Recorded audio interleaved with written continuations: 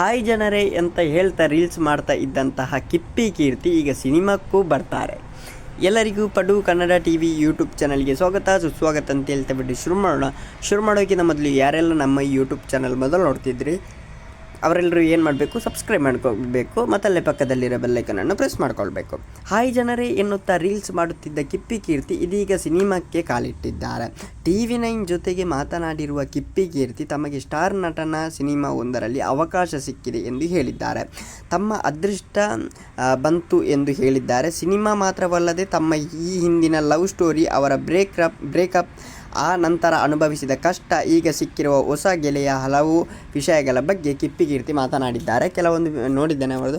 ಏನಂತ ಹೇಳಿದರೆ ಅವರ ಲವ್ ಸ್ಟೋರಿಯ ಬಗ್ಗೆ ಎಲ್ಲ ಹೇಳ್ತಾಯಿದ್ರು, ತುಂಬ ವೈರಲ್ ಆಗ್ತಾಯಿದ್ರು. ನಾನು ಅಷ್ಟು ಇವರ ಬಗ್ಗೆ ಗೊತ್ತಿರಲಿಲ್ಲ. ಇದರ ಬಗ್ಗೆ ತಿಳ್ಕೊಂಡ ಮೇಲೆ ಇವರ ಬಗ್ಗೆ ಗೊತ್ತಾಯಿತು.